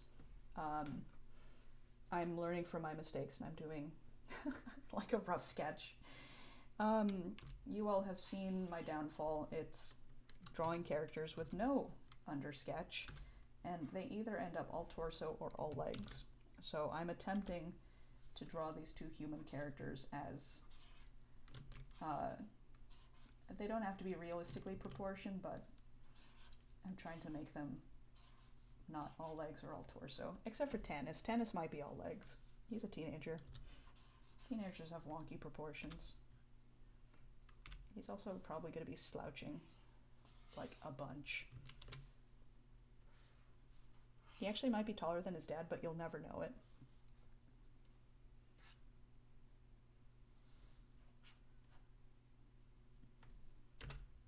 He's just in a deep hunch. Speaking of uniforms,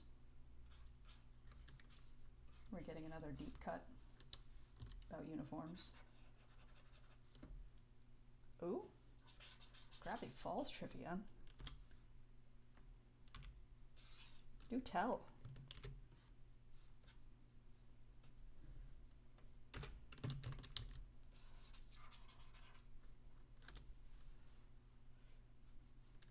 Mabel doesn't wear the same sweater.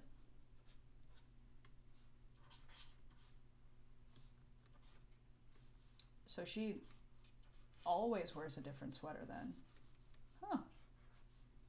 Interesting. I think I remember watching it going, oh, that's cool. Like, before I was familiar, like before I actually watched the series, I was like, oh, okay, like this character wears sweaters. And my mental image was always just imagining her wearing the same sweater. And then I started watching it and was like, oh wow, they're actually like cycling between sweaters. But that's interesting. I didn't know that she never repeats them. Very cool. also, like, very uncommon. I'm looking at you, every TV show that draws characters wearing the same thing. Speaking of Gravity Falls, when I was describing / designing Tanis, my mental image kept defaulting back to, I think, Robbie from Gravity Falls, who was just like that, insecure teenage boy / edgelord, who was just like, yep, no, that resonates with me because, listen, some of us were like goth wannabes in high school. I'm a recovering, try-hard edgelord. All right.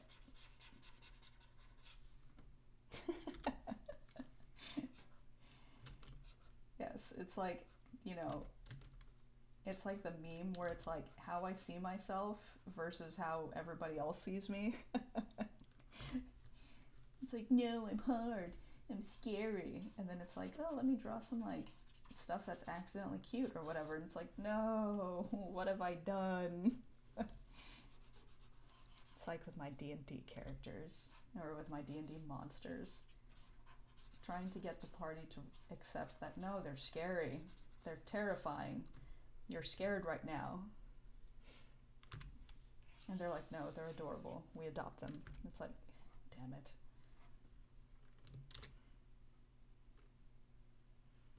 Alright, I think we all accept monsters as friends, and that's very good and very valid. Alright, I think I know the pose I'm going for. So he's like turning his face away and doing like that cheh look. Teenage face. Bleh.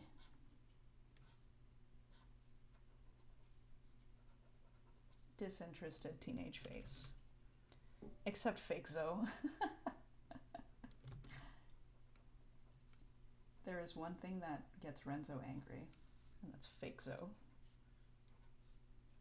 And fighting, because he does go into a rage.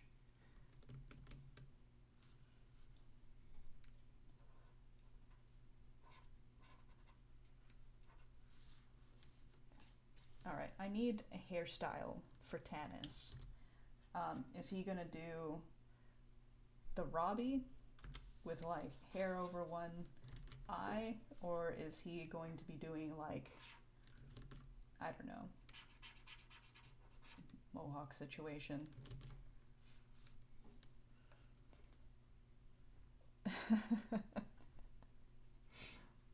Fake Zoe is Renzo's berserk button.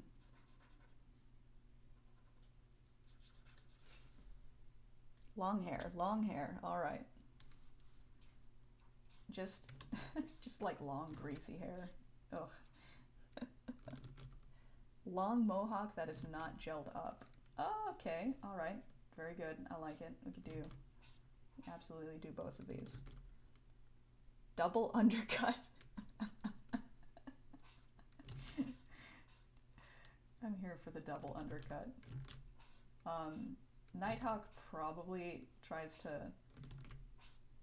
not peer pressure, but like gently suggest to his boy, like, hey, wouldn't you want some like frosted tips? And he's like, no, God, Dad, it's 2019. They're not in right now. They're never in.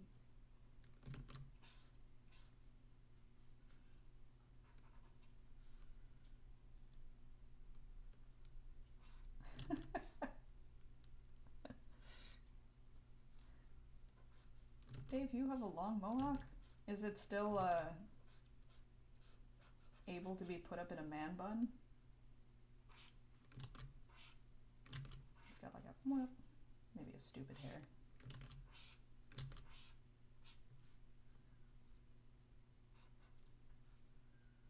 Mohawks are a mood. Yeah, quarantine has got me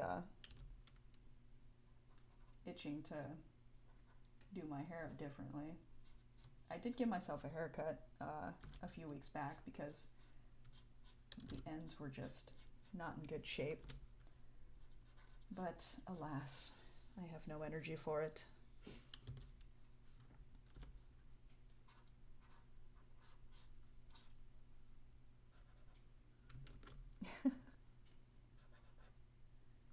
Yeah, part of me wants to do, yeah, like the hidden undercut, where it's like, oh, like you can't see it until whatever I put up my hair. But I mean, listen, I have so much effort to spend.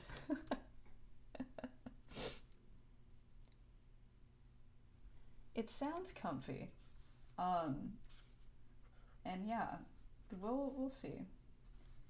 I think I'm also kind of hedging my bets against perhaps getting a new job. So I think, yeah, I'm going to be putting my hair plans on hold while I feel out what's going on.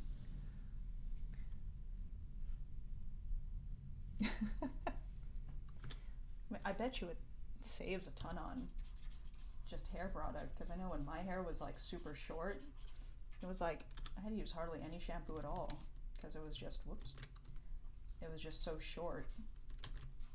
I miss having short hair. It was good times. All right. Is Tanis going to be wearing skinny jeans? What's Tanis wearing? He's got the hoodie. But I think I need some ideas for the rest of his ensemble. Jogger pants, yes, that good silhouette. Absolutely. Skinny jeans or parachute pants, amazing.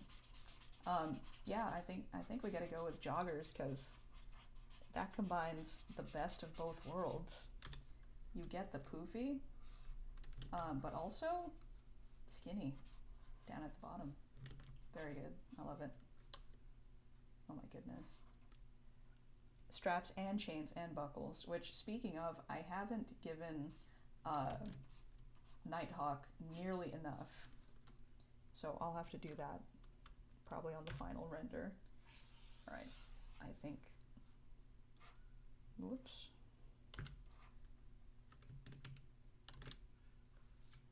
I am going to have to adjust this boy's legs. I have to make his legs bigger. What have I done?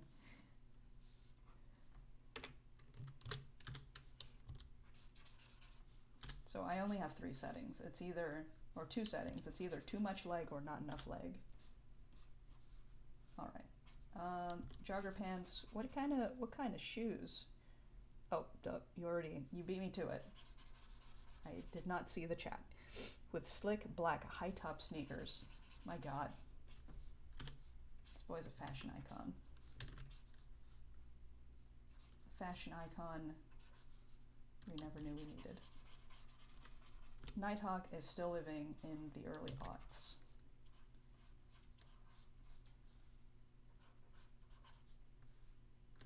Oh my goodness.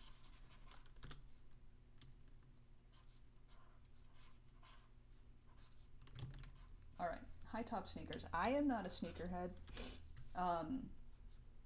Piccolo does amazing sneakers. I just draw like potatoes and call it a day. Or Kingdom Hearts shoes. There's only 2 settings. My Achilles heel, drawing shoes. All right, there's some perspective issues clearly happening here, but I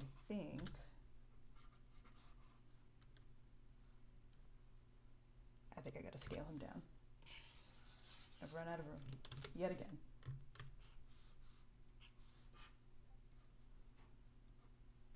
Sure, absolutely. You can send me a reference and I will open it up. I've been looking at everything else for reference, so it only follows that I should look at reference for these shoes. These very specific shoes. It sounds like you have a plan for. And while you're doing that, I will make Long Boy even longer.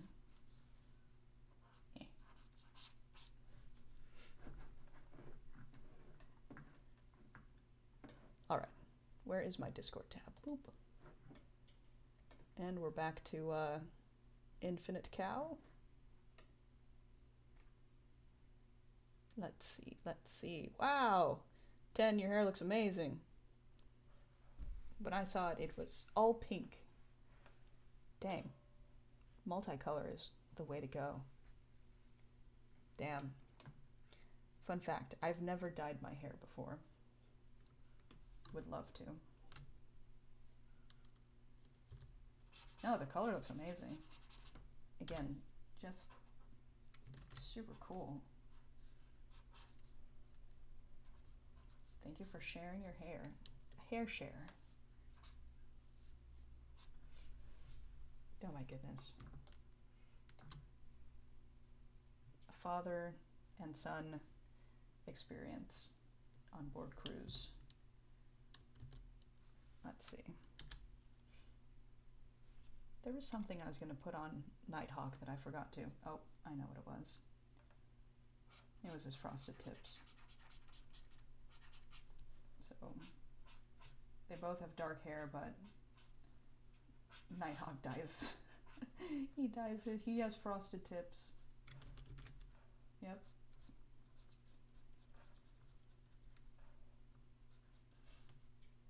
Tannis has got like 10 million piercings, but here's the thing, so does Nighthawk. He probably has like a fang earring. What a lame-o.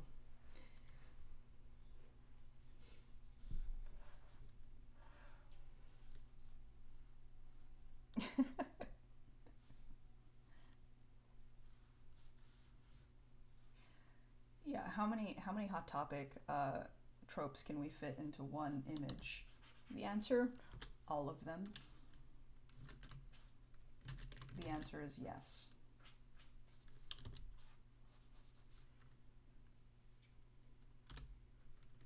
Nighthawk brand hair dye? Yes, perfect.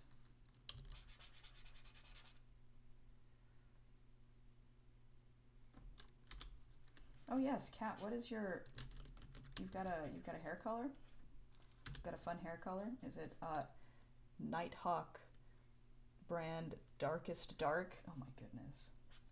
Ooh. Deep foresty green, that sounds amazing.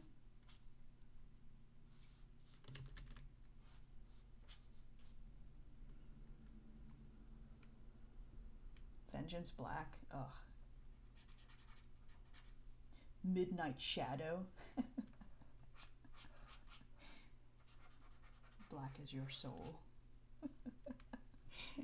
That's very good.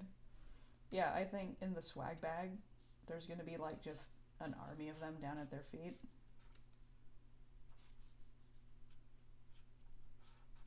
Yeah, it's gonna have bottles or boxes of hair dye. And it's all just photoshopped images of Nighthawk with different colored hair. Raven White.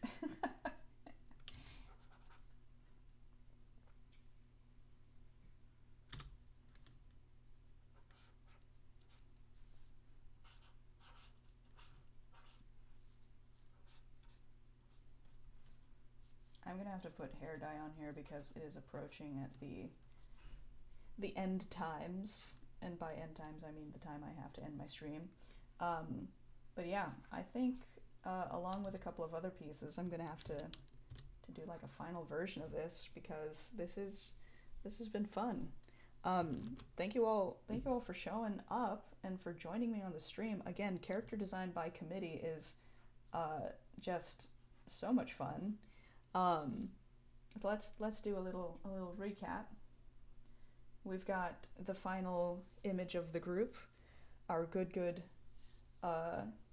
supernatural boys, Marco, Reginald, and Griffin. Again, character design by committee. Everybody's input was so much better than any mental image I had. So yes, I'll definitely have to do like a color version of this, and then yeah, we've got our antagonist slash friends, Nighthawk and Tanis. Marco Reginald Griffin sounds like somebody just got in trouble and they're calling them by their full name. Yes, I agree. You stop that right this instant, Marco Reginald Griffin. Friendtagonists? Yes. Friend? Antagonist? Friendtagonist. A frenemy, but more serious. Or less serious, I'm not sure. But yeah, thank you all for coming and for hanging out and for giving me just so many great ideas. I'm happy we could all collaborate on this. So yeah, I hope you all have a wonderful night, and I will talk to you all later. Bye.